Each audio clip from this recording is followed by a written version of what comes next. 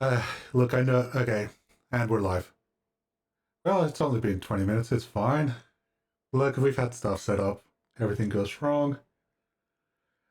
Um, yeah, the typical streamer experience. If something doesn't blow up, how are you really streaming? Sorry. Ah, I was just having a little monologue there. Oh. I was going to Uh, say, Jasper, your character looks upset. No, I was reading something. Is that your resting reading face? Yeah. hmm. It loses tracking a lot, but like I think my expression is like either extreme or not extreme, Hmm. and it just causes like it to look really dramatic. Everyone like always used to comment on how like terrible it looked when I went away from keyboard, and like it always used to keel over to one side and look really like miserable. Just lying down and having an existential crisis. Yeah, Oh yeah. that's. Oh yeah. Love it. There was one thing I forgot to ask before we go live. Is there something you'd like to put on the shelves behind us? As I ask every guest to put a little something, a little memento. I need to turn off the Do you wanna put- notifications. Net, it's yeah, so Net's in the loud. chat. Hi. Net will always make you No, but oh my god. drink. No, thanks for this drink, but Did you just grab Juster's balls? what? No. Rude. Anyway. I will send you a bird to put on your background if you Oh, want. awesome. Because Wifey is the old sewing machine. Mimi's the dice set. If we hear on yesterday's Sonic the Shadow the Hedgehog magic card. Oh, I love that. And Mina is the 63D women. She didn't have anything in mind, but I'm like, this book is pretty relevant to Mina's taste. Wait, no, because they've all gone for something that's not directly like linked to their channel, Well, so I can't give you a bird. But you love birds. I do, but I was going to send you an image of like maybe I could give you a bird. Let me find a PNG of one. Doesn't have to be right this second, but like just have a think about it. All right. Let me just pull up the script so I actually remember what I'm talking about today. Always helpful. Yeah, so we've got the 3 stages of streaming. We've got on the bottom right, we've got the lovely wifey, entire flesh person. We've got myself as a static image. And we have the lovely VTuber Jasper Wax. Hello. All right. I'm just going to start the actual podcast section now that I've checked everything's going right on this end. I really need to pre-record the actual intro. Put a bird on the statue head. Put the bird on this statue's head. Yeah. Yeah. Love it. Yeah, we can Edgar Allan Poe that shit. I sent you a blackbird. It's just awesome. a generic one. Oh, I'll let it later, because right now I'm praying my computer doesn't explode again. I think I figured out what's causing the problem, and I think I fixed it. Now it's a good. Maybe it's me. No, it's not you. It wasn't Mimi. It was it was one of my pieces of equipment didn't have a driver, so it just caused the graphics card to crash. Anyway, no, it's fine. I fixed it, I think. Anyway, let's find out. All right. So, we live in a world full of interesting people, all connected through amazing technology, without which we wouldn't meet half the amazing people we all know. Have you ever wondered, what does that streamer do in their free time? I wonder if they have any hobbies that I don't know about, and wondered how people keep themselves both connected and safe at the same time. This is the podcast for you. Join the professional Cloud Yeller, oldest man, Rod, as he talks to people in very public spaces, Twitch streamers, cosplayers, game designers, and so much more to learn about who they are and how they keep themselves connected and protected in such a public-facing role. Hello and welcome to episode 5 of the Binding Connection podcast. I am joined by the lovely wifey Hello. and Jasper Wax. Hello. So I know who you are, and Jen has some idea of who you are, but for those who don't know, can you just give us a bit intro into who you are as a streamer?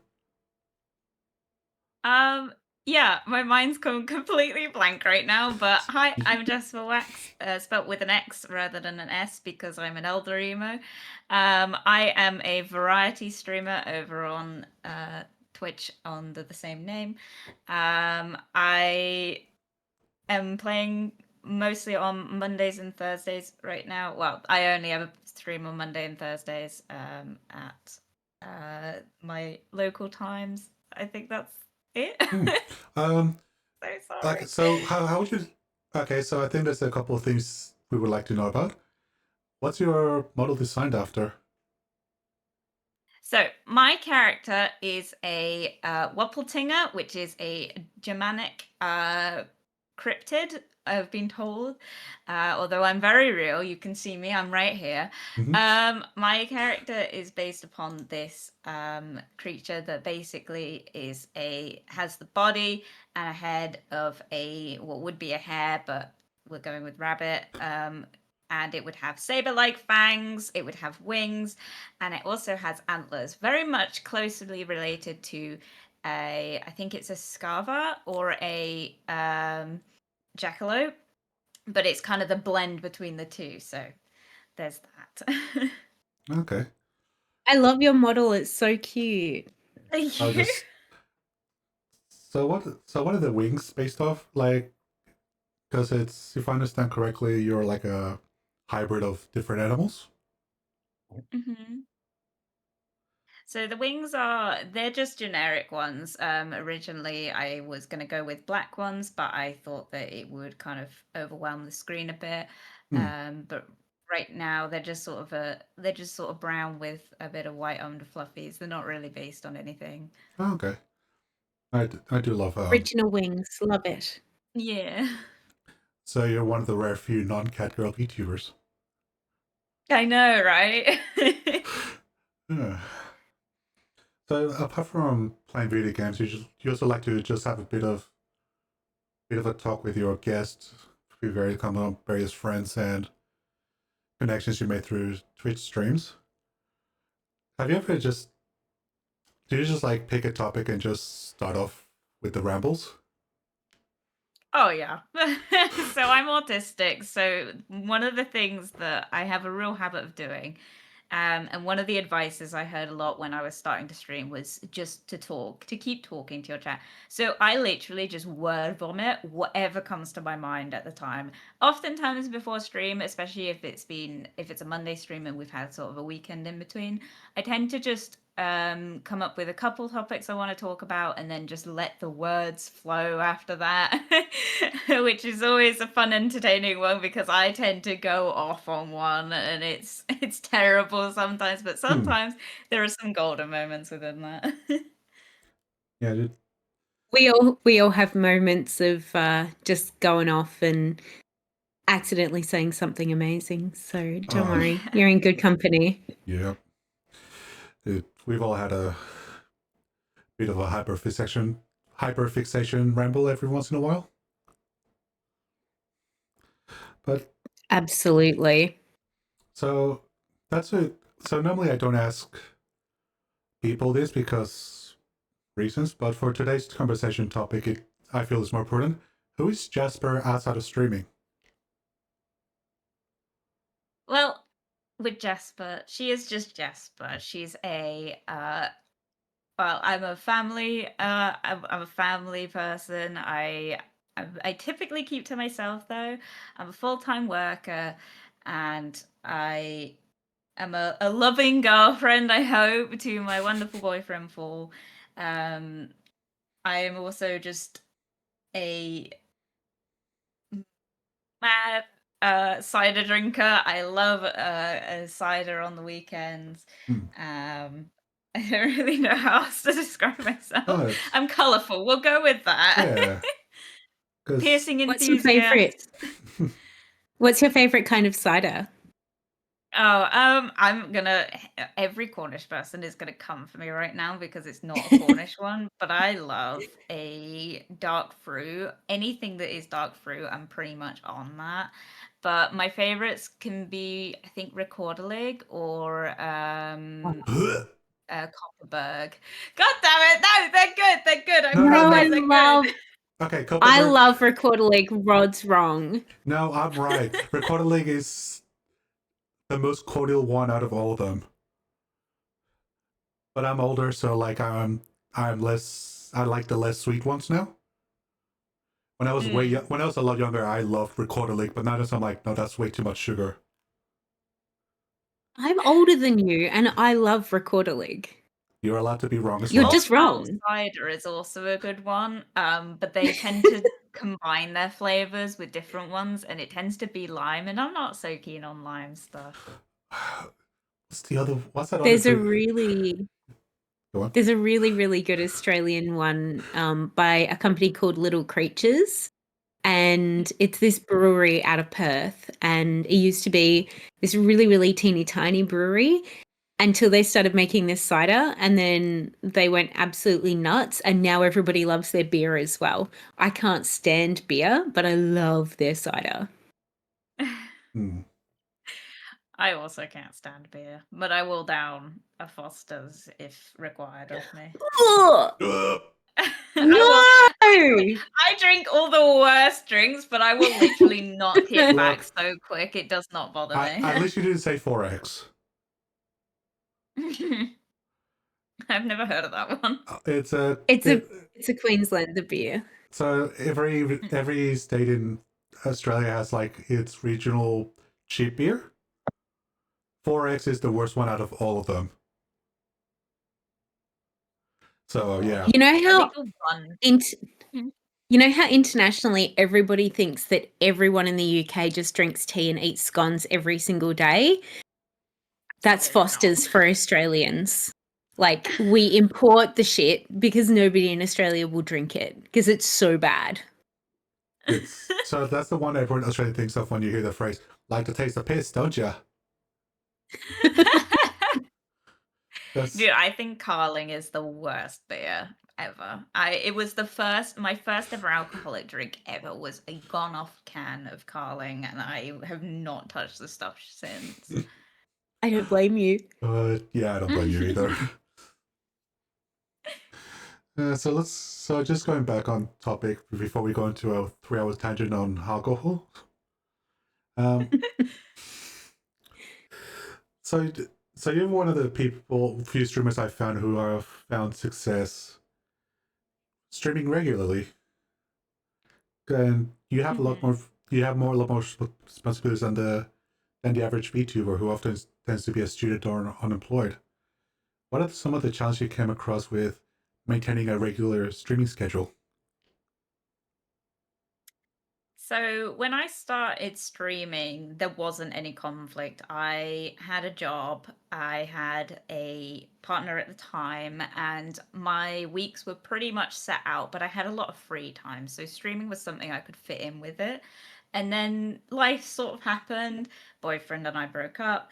And then I found myself suddenly in a relationship with someone who had kids, and I started having to work my life around that. And it's always been a challenge, sort of trying to prioritize streaming, especially when I'm exhausted, because if you didn't know, I work nights. And it was a hard one, and adjustments had to be made, unfortunately, in the aspect of Thursday streams, which now happen at 4 p.m. rather than 11 a.m. GMT, by the way, for anyone that's not in the UK. 11 a.m. Which I kept with for Mondays, but for Thursdays had to change because I was just too tired and I was cancelling stream too much. So that's the only adjustment that I've had. But in terms of scheduling wise, it was a lot easier just to sort of say, hey, Mondays and Thursdays I'm unavailable. Please don't try and organize anything to do with me around those times. So finding time for that especially amongst my other responsibilities, was a lot easier. But trying to fit in other stuff with that is hard. But I manage it. Okay. So you mentioned that you have autism. Is it just for autism for you on the spectrum? Sorry? Because I find myself, I have both autism and ADHD. So I have the issue of I flourish under structure, but I reject structure. um, for me, I have. He's So for me, I basically a have chaos what? gremlin. Oh, I got you. My dad's like that. He's got autism and ADHD. For me, I got diagnosed with autism a few weeks ago, Hmm. and it's something that I've always known, but actually getting the confirmation has been a little bit of an adjustment, especially Hmm. because I also have been diagnosed with generalized anxiety disorder several years ago. And so managing those two things, they do come hand in hand a lot. A lot of Hmm. autistic individuals struggle with anxiety and depression. Hmm. So for me, it's like trying to find the balance of like not pushing myself too hard, but also not being a cave dweller is it's Hmm. really hard. But you just gotta take day by day, I guess. Yeah, that's definitely a, a theme I've been finding lately with every guest. They find connections through and a support network through streaming, through people they meet on the platform and other stuff. So I feel that that's a similar experience to you. Yeah. I mean, I definitely have found it's a lot easier to stream with autism. I've used it to my advantage with the rambling, especially. It's something that I was like, well, I can do that. I can do that, no problem. But outside of streaming, going back to what you were saying originally, going back, you know, with outside of streaming in my day-to-day life, especially at my job, I don't talk to anyone. And like I am very solitary. I don't leave the house. Hmm. If I don't have to. And I keep to myself and I don't make conversations because I tend to go off on one and it bores people. So I've been told. So it's sort of finding with streaming, I found it was sort of a release in that I could Hmm. talk about whatever I wanted, however I wanted, and for however long I wanted, much to the dismay of my chat, who often make memes relating to the fact that one sentence in chat can lead me on a tangent for several years. But I yeah, it's just using it as an advantage. I noticed that you I don't love deny those that. allegations. What? Oh yeah, one sentence can't keep her going for hours if left unchecked. Yeah, like it's not true. I can restrain myself. I just don't want to. But why restrain yourself when it's way more fun to go down that rabbit hole? Exactly. Oh, but the problem me, is, it's it's like not if just you a don't- rabbit hole; it's the rabbit den. Oh yeah, the Warren. Yeah. It's one tangent that like spreads off into multiple different tangents and then comes back around.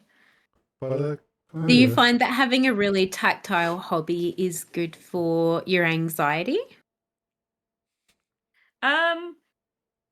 It's good to, yeah, definitely. I think it really is Hmm. having hobbies and having things outside of performance. So having to share it on social media, having to share it within your communities or anything, having something that you can just do by yourself is very relaxing.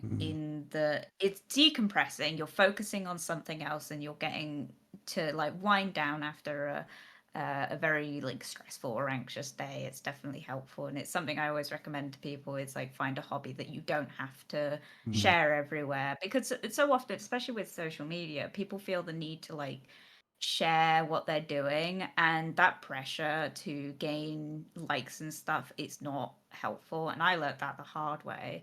So for me, it's like I love if I love something enough, I will share it, but I don't pressure myself to do it because, like you're saying, it's a decompression for me to create outside of, you know, outside of like the outside spaces. So yeah, it's definitely something that helps.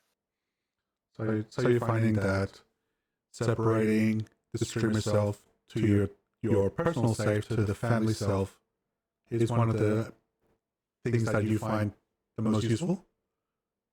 Yes, definitely. Especially when the family stuff I have to keep very, very separate from like the rest of my life, because my children are quite young. And also in the iPad generation where, I have to be careful, especially with the streaming stuff, that they don't kind of put two and two together. So Uh-huh. yeah. Okay, so without giving too many details, they can find out about it, but you rather choose when you tell them that? I will never tell them. It's not something that I think is a good idea. For me personally, in my community, it's 18 plus. I like with the tangent topics, I can quite happily just sit and talk about things that children should not hear. I'm quite open and honest with my topics. They are not safe for work. They're not necessarily lewd, but they might not be something that many people, even over 18, want to immediately have on their dashboard. But So- it's something I definitely don't want my kids to get a hold of, so I won't tell them. And I've made it very clear to my partner Paul that he's not to tell them. They're too young to really find it on their own, and obviously with the 18 plus thing, they shouldn't be accessing it anyway. But it's separate. They haven't. There's nothing in my house that will get them to calm on to the fact that I stream, let alone who I am. Fair enough. So, And it's a really good plan, keeping them really separate, because there's definitely a lot to be said for keeping things like anxiety in check by not having to navigate those kind of conversations with children. I think being a 40 plus woman, there's still things in my life that I think back on with my parents and go, I don't really think that conversation was what I thought it was. And I think it's nice to have a barrier of keeping your parents as a parent and as a role model, and allowing them to have the space that their lives can be separate from, like, that you can have a parent part of your life and you can have an adult part of your life, and they don't have to be the same thing. Yeah, definitely. I mean, for me, they're not my kids directly, they're Paul's children directly. So I'm just the cool step parent to them, except they've made it very clear to me that I'm not cool in their eyes, which Paul loves to meme on me about. So Look. thanks for that. I already told you it's your job to be uncool. You have to be I uncool know. 24/7. But I'm fun. That's the point that I'm always trying to get with them. Is like, I'm not a parental figure to them. I don't have any kind of authority to tell them off when they're doing something. It's not my job to say, you can't do this, you can't access this. I'm not in charge of them in that sense. That's their parents' job. But what I can do is I can be the fun side, where I'm not too, they don't understand this because they're too young, but like, I'm not too far away from them generationally. And so when they're talking about things like video games that they're into, pop culture that they're really into, they could talk to dad about it, but dad doesn't understand. But they'll talk to, stepmom Jasper, and Jasper knows all about it and likely grew up with it. Like, one of their favorite things is Minecraft, and it breaks my little heart to think about the fact that they weren't even born when it came out. And they talk to me about it all the time, and it's like, don't speak the old words to me, which I was there when they were written. It's like, genuinely just like, they talk about things to me, and I'm like, I remember when that came out. And it baffles me that they weren't in existence yet when that happened. So I remember when yeah. Google came out. I don't. I do. I finished uni when Minecraft Beta came out. Oh no. I don't remember when beta came out. I remember when Michael Jackson was black. Oh yeah. God. I'm I older don't than remember Rod, any by of the this. way. You are. I'm not. I am older I'm than Rod. 24. I'm older than 24. I'm the flip of those numbers. You're older than 24. My on partner's Twitch rolls. 48. Damn. Yeah. Okay. So my partner's 48 and I'm 24, and so the age difference, he'll talk about things that were way before I was born or were happening when I was like, in the crib. And it's just sort of like it's a really interesting dynamic to hear Hmm. about this. And now I'm getting to portray that feeling onto his children. Now it suddenly It's makes a like I little. remember when that happened. Now it suddenly makes a little too much sense why you fit in with the Hagomancy. Mhm. You're definitely an old soul. Oh yeah. Yeah. Uh, but yeah, so you definitely so part of the keeping your keeping yourself sane is by just establishing healthy boundaries with yourself, your partner, your children. Twitch chat. Where's I going with this? Dave, stole for time. So, how did you find twitching in the first place, Jasper? Twitching. Oh my God, streaming. My brain. Oh. Well, I mean, twitching is something I've always done. See, this is where my brain. Yes, streaming. Thank you. How did you find streaming in the first place? So when I guess we could go back to the very beginning if we're going to talk about this, but I was on my friend's streams originally, like before I'd even like I always wanted to start streaming, but I didn't ever have the confidence to do it because like many people who are starting out in this, and this is something you hear all the time, is I don't want to stream because I hate the sound of my voice. And I really felt that. And then I started appearing on my friends' streams, and then slowly over time, and the progression is really funny because the VODs are still available and you can hear my voice go from really high pitched and anxious to like not so to what you hear now.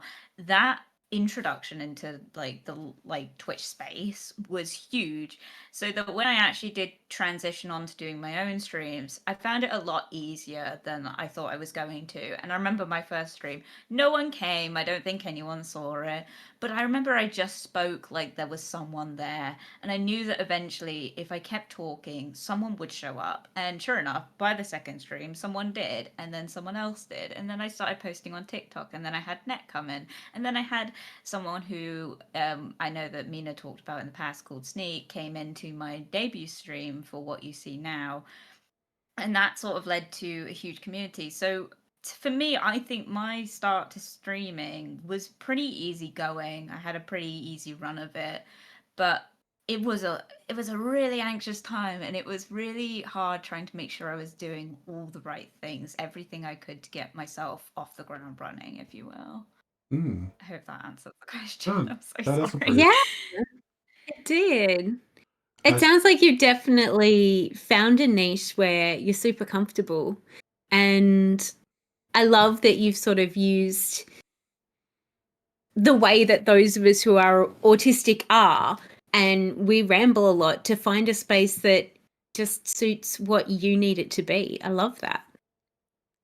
I Yeah. believe there's a term that young people use for this kind of thing. I'm not a fan of it, but I feel it's definitely appropriate. Weaponized autism. Yeah. You use It's your definitely flaws to your like advantage.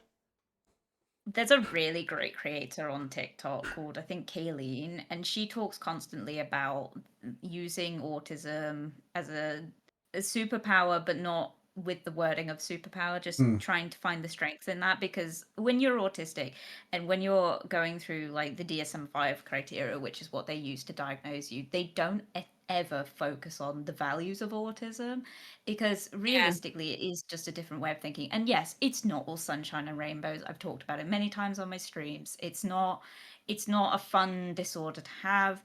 There are a lot of like not great things that come with it, but there are some things that you have in your itinerary that you can use for many things, not just streaming. But for me, this can be in work and stuff. For me, streaming came sort of naturally because I can just talk. And I Hmm. don't have to filter myself because it's my streams. And realistically, the way I look at it is if you don't like what you're listening to with me talking all the time, you don't have to watch. And that's the luxury of the internet. There is a minefield of choices you can make. And if I don't appeal to your interest, that's fine. I'm not going to take offense. But I will appeal to someone's interest, and that's what I'm focusing on. It's just making myself authentic Hmm. and realistic, and not trying to be to pretend to be something I'm not. And that's the best advice I can give is if you feel like you can't stream because you struggle with something, try and find what you're good at and stream with that. I think I'm very lucky that I fell into a career where having to talk constantly is what I do for a living. I'm also autistic and have ADHD. So I'm super, super focused on details and that detail orientation that comes from autism and being able to just stream words together and finding ways of using that has made me super successful at my job. And my boss keeps on asking me, how can we get the rest of the team to do things the way that you do? And I'm like, hire people with autism. You know, like if you want people who are good at talking and who are detail oriented, there's your niche, sir. Go find it. Yeah, so for my end, I get the opposite end. I don't want to talk to people. People suck. Yeah. Oh, I definitely get I get to the end of the day where I've been talking to people all day and Rod will come and try and talk to me and I'm like, Oh, not no, anymore. Not Give anymore. there Rod are That no time. words right now. well, not anymore. That I'm in a cinema role. Now we're just both going. Yeah, let's not talk to each other. Head, not said. Not said. Call it a day. Yeah.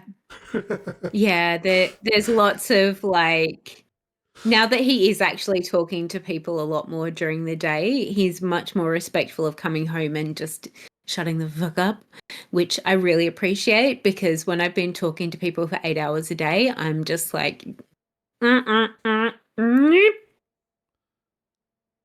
So I totally get it. But I also have a podcast that I do. And I think it took me a really long time as well to get used to the sound of my recorded voice and being really comfortable with that. But I think it took less long because I've had to listen to my voice quite a lot during the years for quality control calls and that kind of thing. And also, you So were trained opera singer. that too. Whereas But there's a difference between listening to your recorded voice as a singer and listening to your recorded voice speaking. Oh yeah. So this right up for you, Rod. Try not to sound like you're about to murder the client, even though you're absolutely in the right. I am paraphrasing just a smidge. I have to work in compliance, so I get a lot of people who want stuff, but they think they know how the law works. And it's my job to be the bad guy. That always goes down well, but you have to learn. But I have to let separate. You're having problems with a system versus you have problems with me as a person. It's rarely me, the person. It's always me as the representative of the giant faceless corporation. But that also translates a bit to Twitch streams because I'm not an old man with a cat scratching post for a head. What? No. You're breaking my immersion. How can I be parasocial now that I know that you're not a real anime person? Look, in real life, he's actually a dragon. See? Oh Here's Rod. wow. Yeah, he's sitting on my desk. I honestly starting to hate the word parasocial because it's being taken way out of context in when it shouldn't be. Because a lot of streaming and specifically Twitch, you grow by building communities. And what do you do? What do you do to build a community? You have to build connections. You have to convince people to like you, to follow you, to share experiences, which is what a lot of people used to describe as being parasocial. You do need some level of parasocial. But it's just when it gets to the unhealthy levels where they start stalking you and doing all sorts of unsavory illegal stuff, that's when it becomes problematic. But there's nothing wrong with saying, "Hey, I'm streaming Tuesday and Thursday. Come and hang out with me." There's nothing wrong with that inherently. Hey, I'm gonna go on this guy's thing. I'm gonna go follow them. So I hate how the word has lost meaning over time. But that's just my beef with it. So I have a question for you, Jasper. What do you think is Go one of the ahead. most interesting topics you've had somebody ask you on one of your streams? Mm. Or unexpected? That's a hard one. To be honest, it's not ever been anything unexpected as such. Someone asked me something recently, and I remember being like, "Whoa!" I hadn't really thought about that, but I can't remember what it was. I think the most unexpected is when it sounds so generic, but to be honest, my more unexpected is when people do like fan arts of me and stuff. Because, and I know that sounds really generic, but it's like when people make fan edits or fan art of my character, I'm always like, whoa, I used to do that.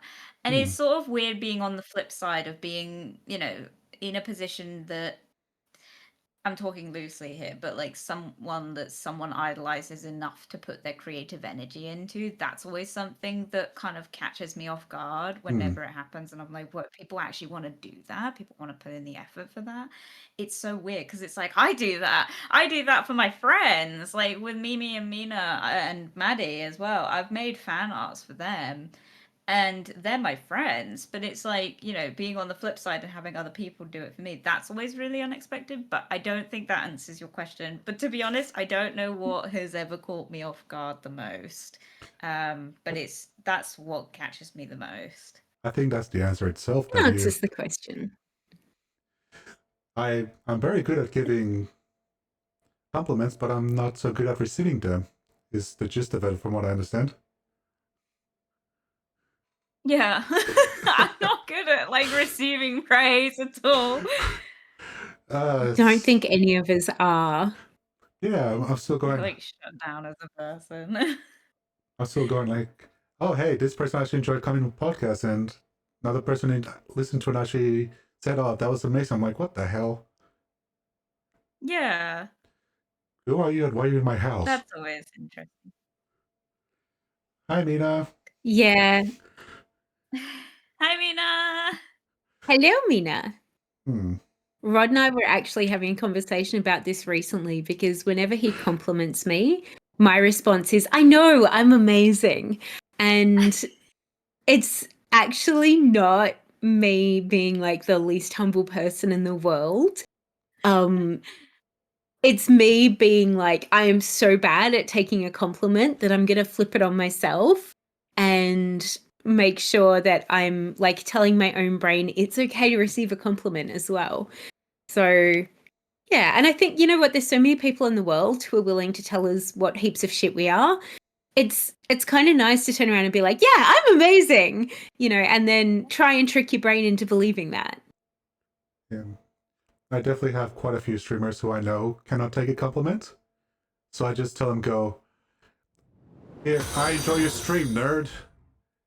Get subbed on, nerd." And they're like, "Oh, okay." That just me calling them nerd makes the compliment more tolerable to them. Hi, Peaches. Hello, Peaches. So I'm like, so I'm not doing like to be a jerk. I'm just, because I just know that streamer, is not good at taking compliments. Okay, I need to start off the sound notifications. Never did drink to me, thanks now. We'll drink to that. Yeah, I'll drink to that. Unfortunately, I put all the drinks behind Actually, Jasper. I should use my. Oh no, maybe I won't use this one. Yeah. Maybe not. Be careful. We should get you what's the one that a non-JK Rowling No, I'm trying cauldron that I She can who should drink not my be coffee named. from. I'm trying to think of the other Harry, other Harry wizard. Dresden. Voldemort? No, Harry Dresden. Oh, I thought you were gonna go with like Merlin. I do have a bunch of paint. I literally could just paint this cauldron so that it doesn't have any incriminating anything on it. I'll just like go to the side and drink my coffee. But yeah, that's like it's I feel like my definitely other mug is less offensive. it's definitely something that I've had to do on streams. Just learn to grow as a person. Learning how to take compliments, learning how to take feedback, which I have been historically not been very good at. Don't nod. Stop nodding. Oh, you're so good at taking compliments, babe, and taking feedback. You're like the best at it ever, okay? So I've got the mute button right on hold.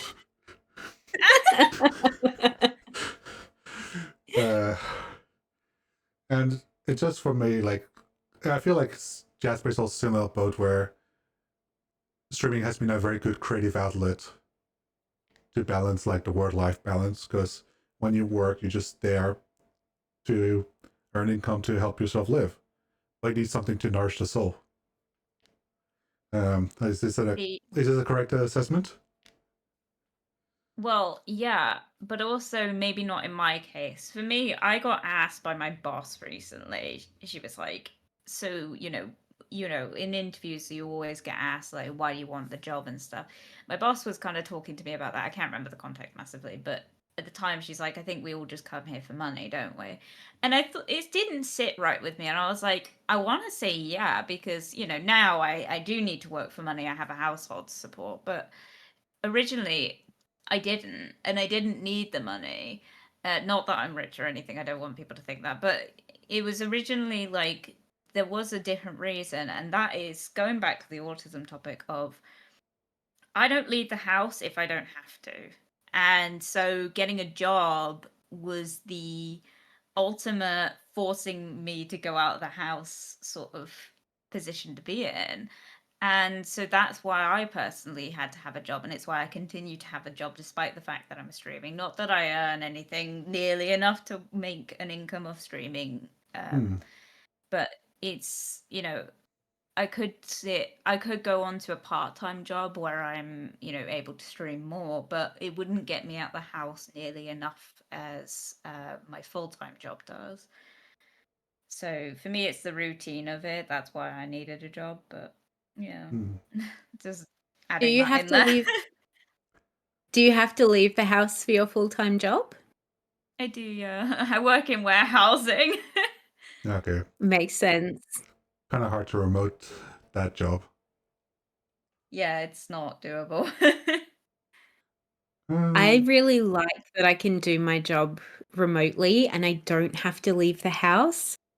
But I think that's because I'm very social in a lot of other aspects of my life. Like we run a board game group and we have crafternoons at our house and we have lots and lots of friends that live in our area where we're seeing them a lot. So I find it really nice that just earning my income, I can do it sitting on my butt at home. And if I'm feeling a little under the weather, like I have been for the last week, I can just stay at home. And if I'm having a day where I feel a little bit better, I can potentially jump on and work if I need to. But there are definitely some jobs you can do remotely and some that you can't. Like, yeah. Because I enjoy my workplace and the people I work with, but I also need to stay at home and not wear pants. I'm always fully dressed, never nude. There is no nudity era happening here in this household. Yeah, but you have small children to think of. I don't. They don't live with me full time. But I'm worried. To be fair, actually, yes, I am always worried, especially when Paul leaves for the day, that he's gonna. Because sometimes he does come back because they need to use a bathroom or something, and it's just the nearest house, like close by to wherever they were, and so they do just walk in occasionally. But I literally never leave. In my old house, I never left my bedroom in my pajamas if I didn't have to. It's just more of a self-preservation thing of just like I don't want to be perceived, and I definitely don't want to be perceived naked. Yeah, no, that's understandable. I think I I do it definitely. just to show the cats they're not the only ones who get to walk around naked in my house. Yeah. Rod is definitely the nudist in our household, that's for sure. Mm. Very much so more than I am. That But sucks. yeah, I think it's that's the same in our household. Paul is also the nudist in our household. I mean, if anyone's gonna scare the kids naked, let it be Paul. Yeah, I'm not traumatizing them. It's his job to traumatize his own children. let Yeah, Paul, exactly. You get to be cool stepmom. let Paul be the Yeah, one in charge of paying I've their got an therapy image bills. to uphold. Yeah. I didn't So- traumatize. It's nice being naked. Thanks, Mina. Mina always like showers and stuff when watching my streams, and she used to always let me know about it. I was like, you don't have to tell me. I love that. I just pictured the scene from The Simpsons. Hello, you have to speak up. I'm holding a towel because he's running out of the shower. It's okay, Hello, Mina. Veronica. Rod and I live with cats. We can be naked all day long if we want to, but I figure while we're streaming, I should at least put on a t-shirt. I do wear pants I'm fully occasionally, dressed. especially when I know there are guests coming. I'd like to stress as well to Twitch, because you do have to kind of say, because if Twitch thinks you're naked in the stream, they will ban you immediately. Twitch, I can confirm that Rod is wearing clothes. All of us are, in fact, wearing clothes. Thanks. So much for the illusion of being It's a not a VTuber. meme. I don't like watching people in the shower. Well, just like Twitch viewers, it's on who I'm watching in the shower. It's not. I don't just like watching anybody. I love it. No, this is a meme that started when I first started streaming with Mina. Well, when I first started streaming in general, Mina, I was saying on like one of my tangents that one thing I was really into on TikTok at the time was watching people's shower routines and seeing what kind of expensive products they used, because that's why they record it, but also like I would never be able to afford like the just one of those bottles of scrubs they use, let alone like the fucking army wall of them that they've got. And I always found those entertaining, just seeing how people like looked after themselves, because it's not something that like comes up naturally to me, I guess. And I talked about it on stream once, and then Mina and someone else in my chat at the time just went with it, and they're like, Jasper likes watching people in the shower. I was like, no, that's not what I said at all. And I've never lived it down. Do you know the rabbit hole I went down recently was watching the on YouTube the Architectural Digest walk through of celebrity homes, and they're like, oh yeah, this is like so normal that I've got like this 8-bedroom terrace house in New York, and every room is decorated differently, and like they just do it so casually, like it's so normal to have this like $100,000 country kitchen on the first floor and having 3 other kitchens on every other floor. And oh my God, they drive me nuts with how casual they are about their ridiculously bougie houses. Oh, but I'm not allowed to be bougie, so I'm gonna act a little humble and say, "Oh, it's okay. This is just my $12,000 antique wooden table. No big deal."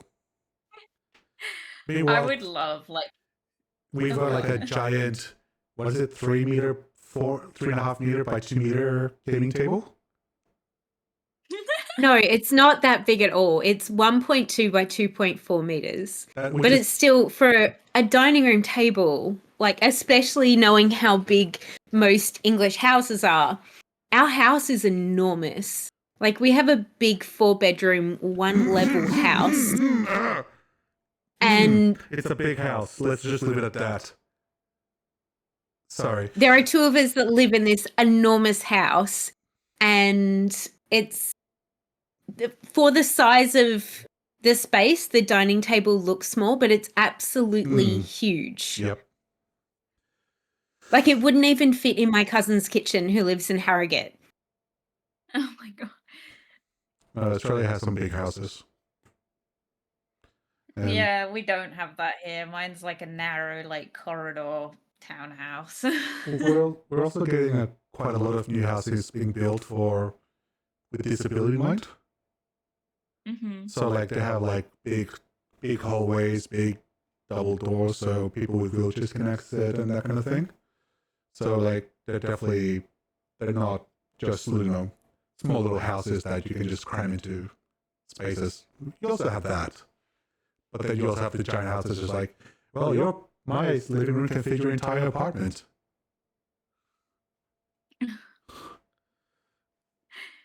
So I'm curious, Jasper. I noticed there's a Hmm. little bit of vampire flavor to your character. Tell me more about it.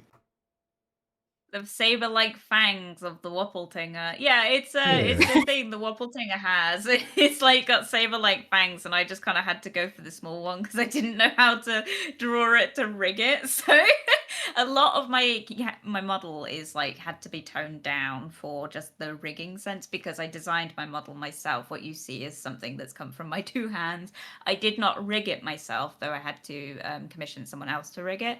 However, I'd never worked on a VTuber model before, and the person I was sending it to, they were also, as far as I was aware, just training to do it, or like getting experience. Unfortunately, I don't think they do commissions anymore, or anywhere. I can't find them now, which sucks. So if you're out there, just know that I love you and you did a great job.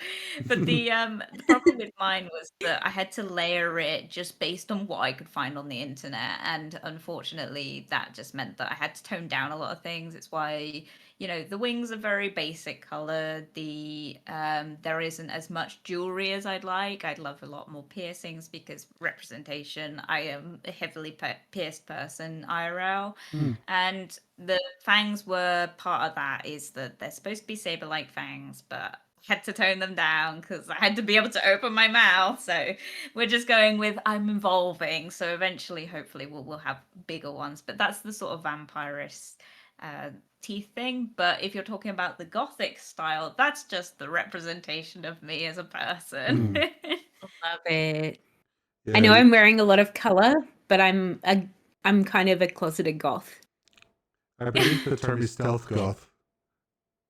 Yeah. Stealth goth. No, sorry. That's a pretty good term. Stealth or corporate goth. Because you I'm can't definitely wear. more. You're definitely more. Yeah, corporate goth. Yeah. Yeah, no, I'm definitely more of an alternative person, IRL. Like right now I'm wearing something very not gothic, but like if people see me on like out and stuff and I've been described as a very alternative person, even if I'm wearing something quite colorful, and that's just because I have loads of piercings, my hair is usually in that scene haircut where it's the side swooping bangs with the choppy layers. That's my real hair, and it's always a funky color of some sort. Right now it's silver, but it's some sort of funky color. So there's always that aesthetic in there somewhere, and my VTuber model just had to kind of follow suit with that. I definitely love that it reflects your goth soul. Because I put myself. Mm-hmm. Sorry, go on, babe. Where are you going? I put myself through uni making wedding dresses and corsetry. And I used to make corsetry for a company in Sydney called Gallery Serpentine. And if you want to see some really fabulous gothy corsets, you need to go check out their website. That's really exciting. We've actually got a little competition going at the moment for Rod's guests that if you can guess how much fabric I actually own in meters, the person who gets closest to it until I've finished counting all of my fabric will actually win a custom corset made by me. Wow. I might have to get in on that. Yeah, I was gonna say you've gotten to the end of the recording to guess how many meters of fabric I have, and the guesses so far have been. One of my friends said 670 meters, and I'm already at 400, so she's going to be wrong. Mimi said the 4. highest guess. She said 4.5. Yeah, Mimi said 4 meters. Oh, but to be fair, so Mimi's wrong. No, to be fair, she didn't understand that she meant total. total number of meters of fabric I own. So I have all of the boxes behind me on these shelves are all fabric. There's another room down the hall which has about 20 rolls of fabric, and the room behind my screen has probably 30 to 40 boxes or shelf openings with fabric on them. And I've counted 6 of the boxes in the other room, and I'm at 400 meters. Yeah. So 3,700. 1,369. So I'm going for. Okay, 1,369. Is that your final guess? Yeah, let's go with it. All right, I'm still- gonna note that one. It's definitely more accurate than 4 meters. The highest guess we've had so far is 3,737. Wow. There you go. Which is probably not too far off. Well, Mina's put down Oh 3.8. gosh, okay. I'm gonna be really far behind then. Yeah, Mina's put in 3.8 Ks. We need a number that's 4 digits, Mina. Yeah, she did. 3,800. 3,800. Oh, I'm gonna have my computer's just decided it's not gonna let me do anything. So welcome. Yeah, that's great. Welcome to streaming. Congratulations. Yay! You get to learn to. Well, I'll put it. One of us. One of us. I keep on telling Rod I should actually start streaming when I'm sewing and crafting and things, because I feel like there's a bunch of people who would actually watch that. Yeah. No, I have. Yeah. I have told there's quite a few I follow who just do hand cam streams of like sewing and knitting and that kind of stuff. So, but yes. So just Did you want to leave that as your guess, Jasper? What was it? 1,000. When's that? I think it was 1,669, wasn't it? I think it's gonna be wrong, but you know. Okay. So, on the topic of like streamers that do hand cams, there's a great streamer that I've raided and they've raided me as well. Stefari. They do a lot of hand cam like crochet stuff. So 10 out of 10 recommend. Yeah. So just before we start doing the wrap up procedures, I know that a few of your fellow streamers are listening to the podcast, and I'm sure they would love to hear from you if there's any advice you'd like to give in regards to maintaining a good balance between personal life, work life, and streaming to be able to maintain those streaming hours.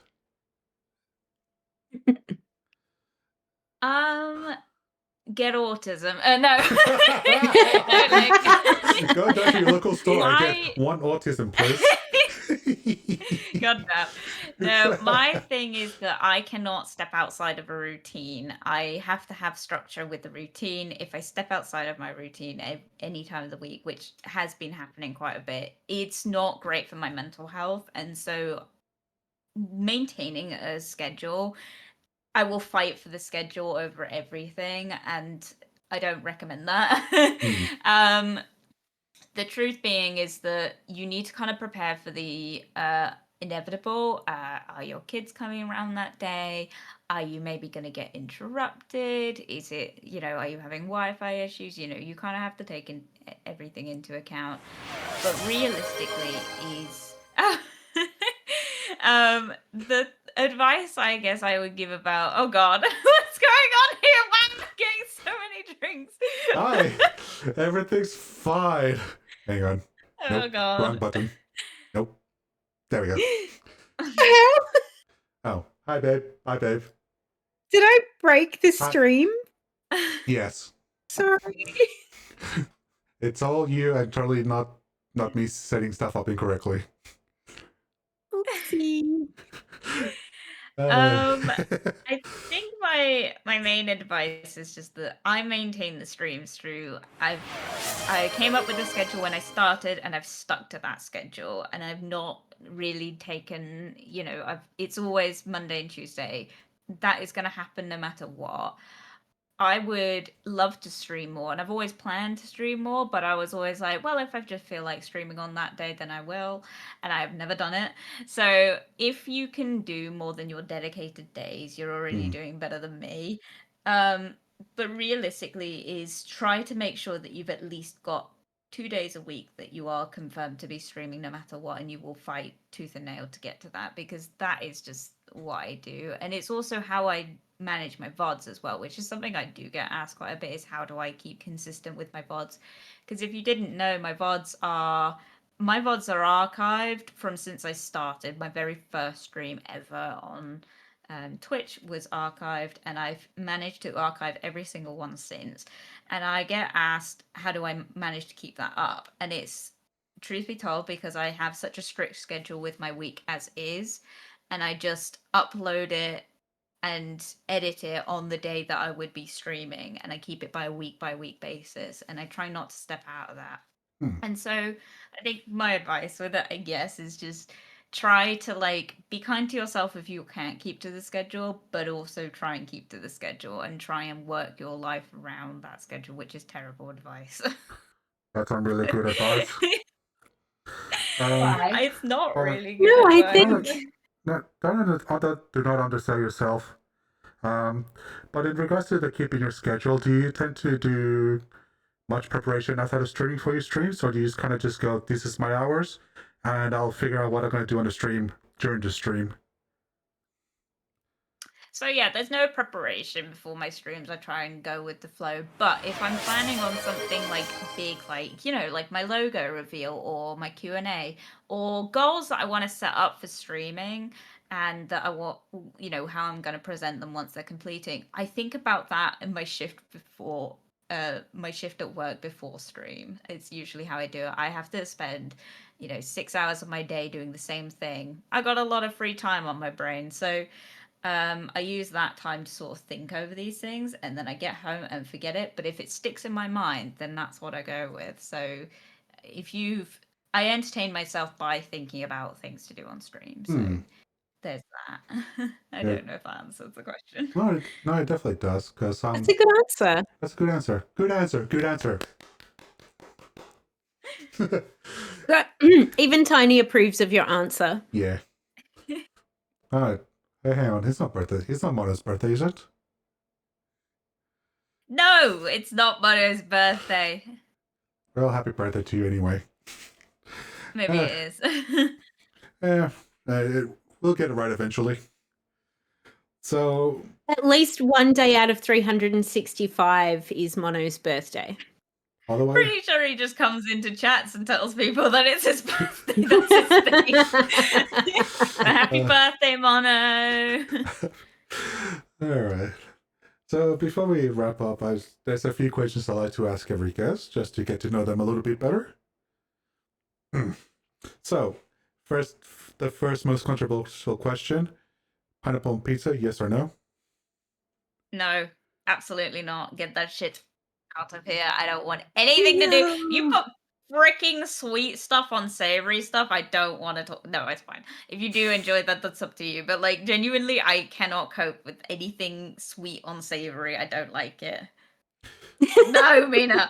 No, Mina. Mina, no. But I agree with Mina.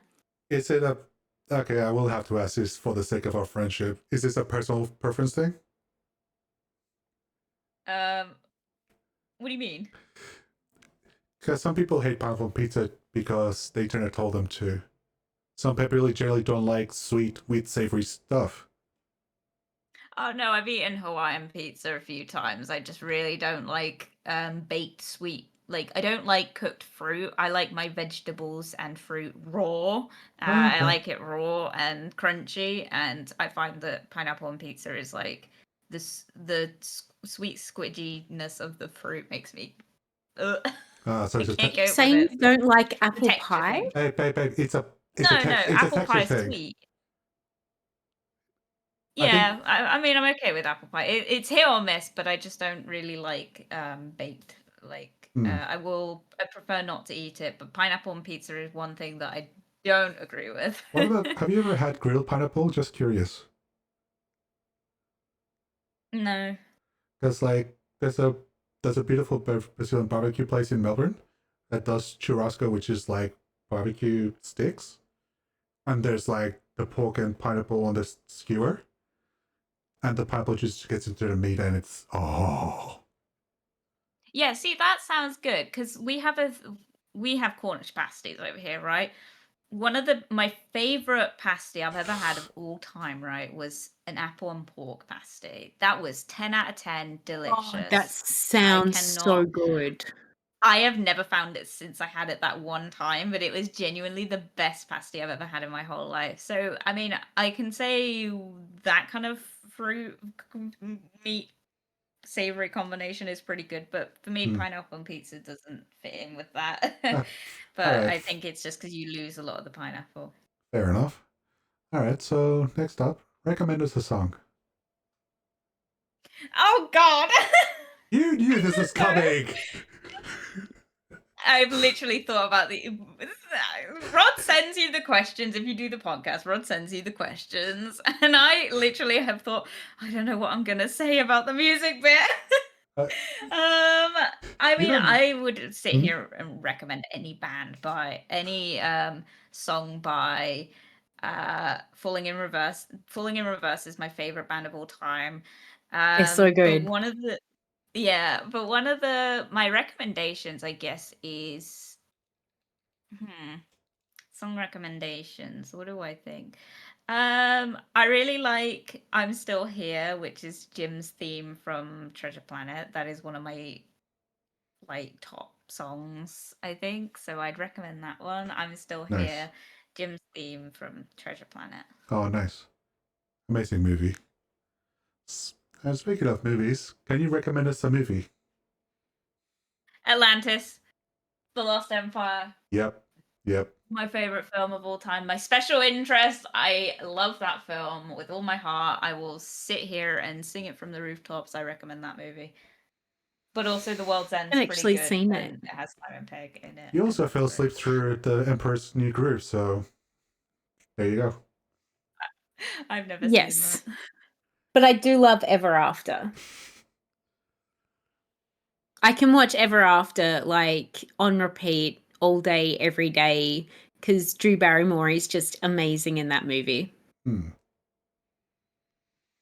Yeah. I love literally any of the Cornetto trilogy films because I think if you want a good understanding of what it's like to live in England, those films are pretty 10 out of 10. Not obviously the zombie apocalypse and the like alien invasion side of it, but like just the accents and the daily life stuff is really well represented in those movies. So I really recommend Atlantis Atlantis The Lost Empire by Disney and also the World's End from the Cornetto trilogy is my top two I favorite movies of I all think time. that's the So I only one I recommend haven't that. watched in the Cornetto trilogy.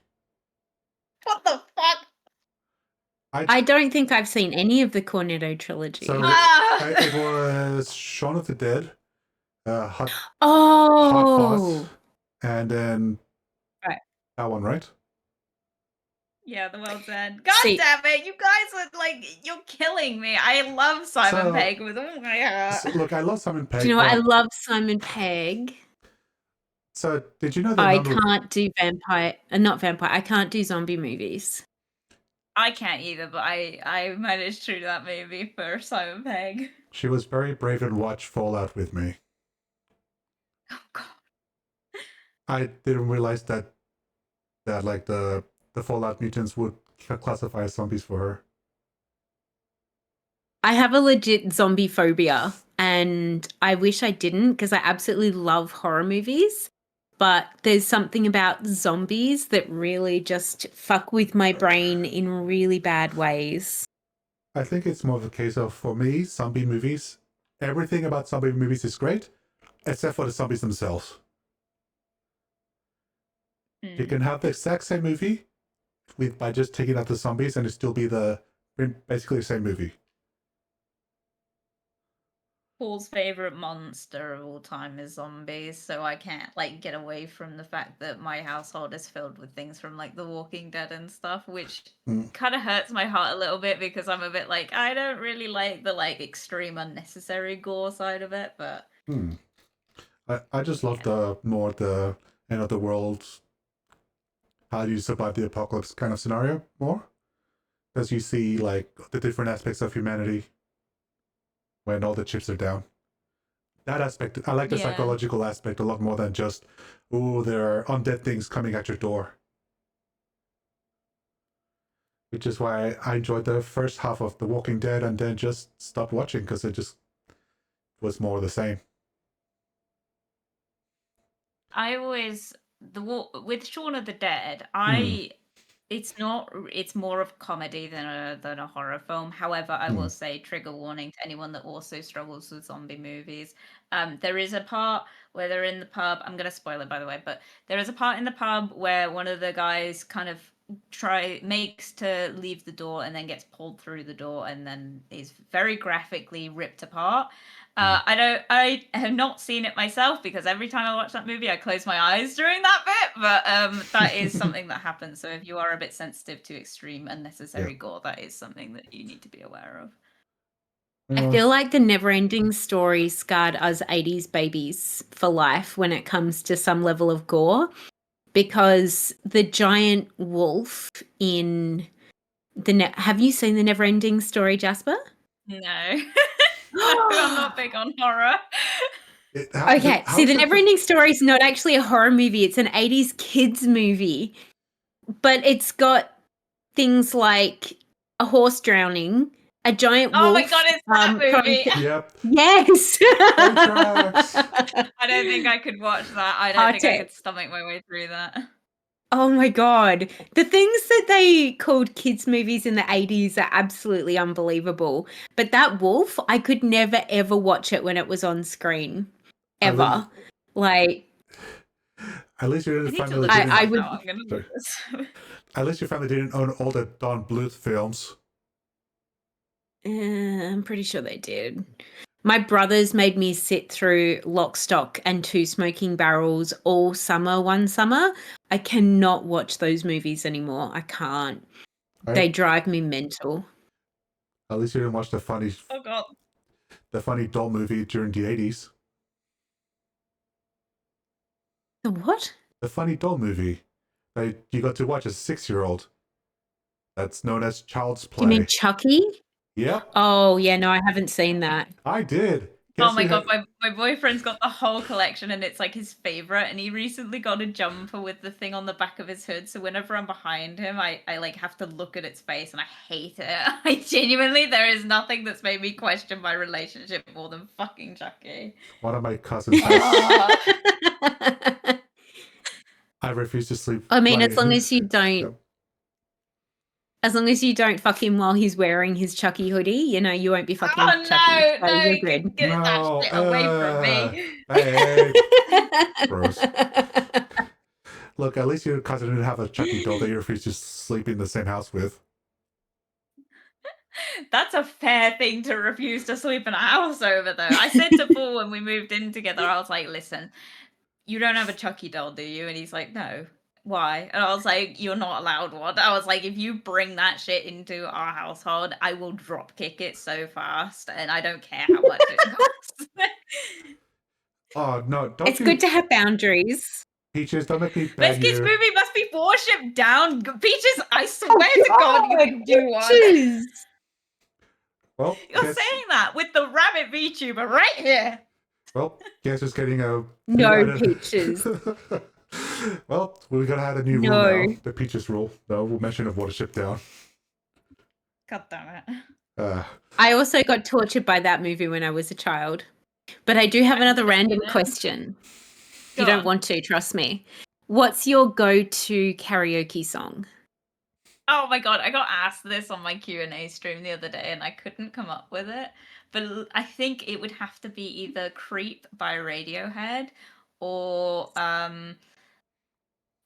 what was it? I'm Bad at Life by Falling in Reverse, because Oh. that one I practiced so hard for when Mina and I did our karaoke stream together, and it was like I felt that song. I felt the I just love that song so much, and I sing it in the car all the time. So probably that one, but Creep by Radiohead is my second choice.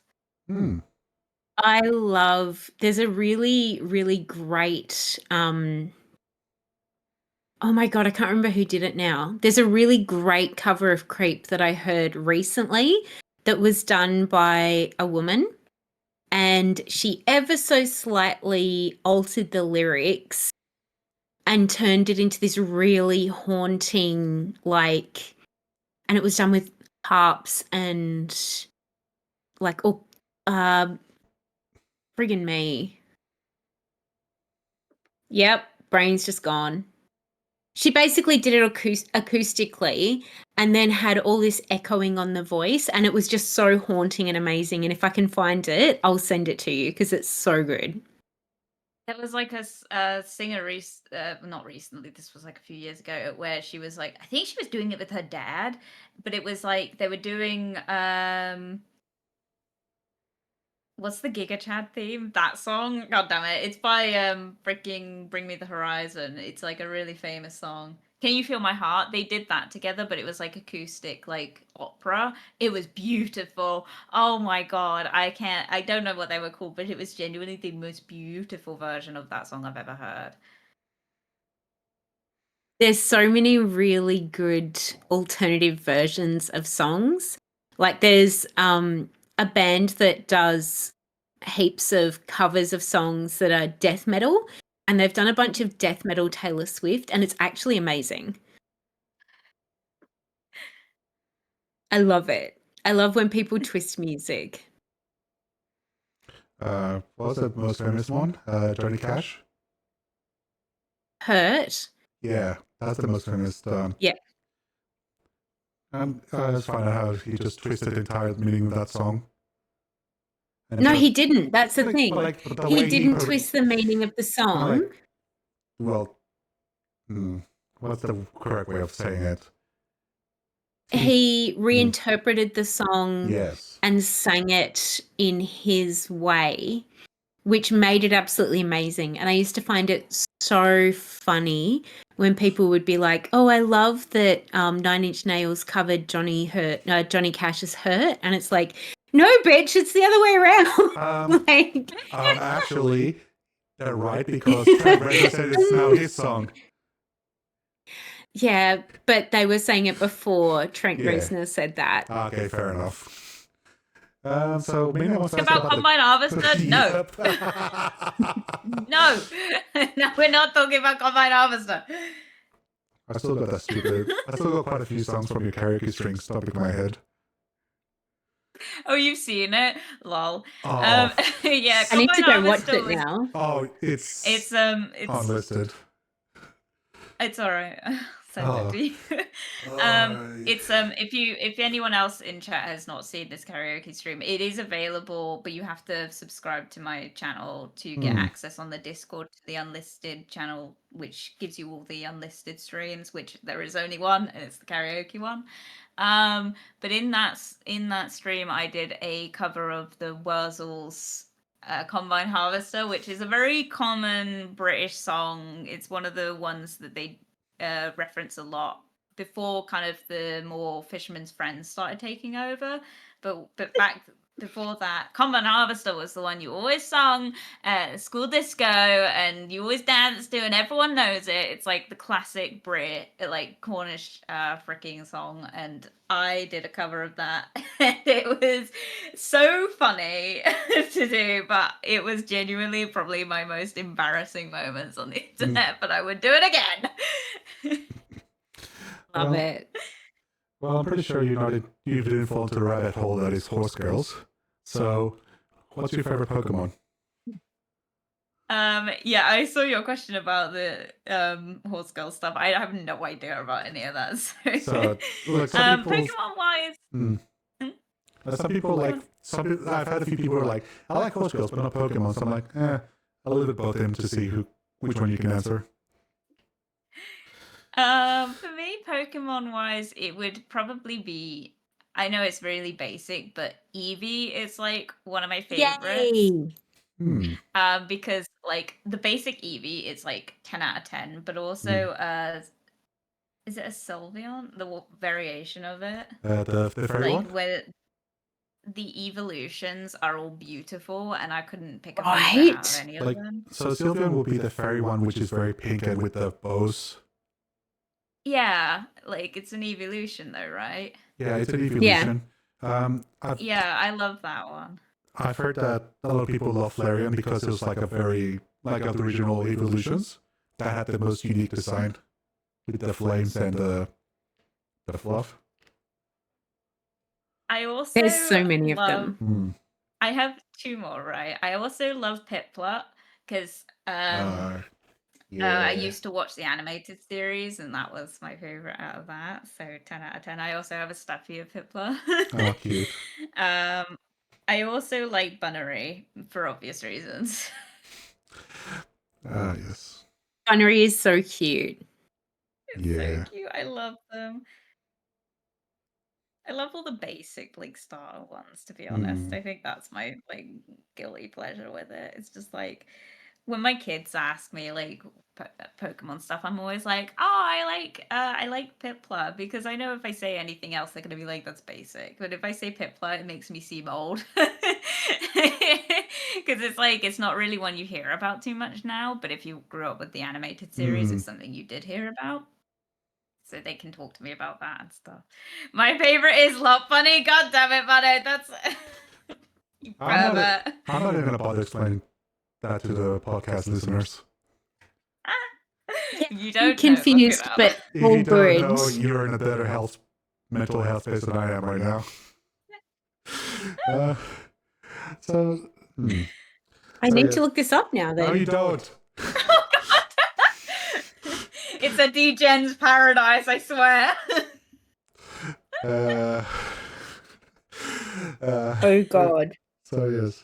So it was very lovely to. Mono! Yeah, this is very typical for any stream that Mono jumps into.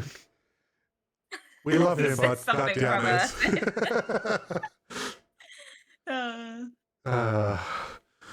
But thank you. But I would like to thank you for coming along and getting to show us a bit more about yourself and sharing your experiences with us. Thank you for having me. Sorry we kind of went on a tangent and didn't talk about the things you wanted to ask me about. You covered you answered the questions pretty thoroughly. We just went off on quite a little side missions. But you know, I gave enough people to have a little ramble every now and then, or 10, myself included. So just to cover everything, so you have a channel over on Twitch over on twitch.tv/JasperWax with an X. You have a yes, it's not an S, it's an X. You have a Discord. And see, you'll be what socials are you on as well? Pretty much everything that's got a social media, I'm on. Minus obviously like Snapchat and stuff, because what's the point in that? But I have an Instagram. I also I'm on Blue Sky and Twitter, but I don't really comment on them. What I am active on though is mainly Discord, but also a bit on TikTok as well. So you can find me on either of those. I also have a VODs channel and a regular YouTube channel, which hint hint, there might be some stuff coming up soon on that. So stay tuned. But yes. Yay. If anyone heard screaming while we were doing the podcast, by the way, it's the teeny tiny cat that was sitting in my lap before. He yells a lot. We have very vocal cats.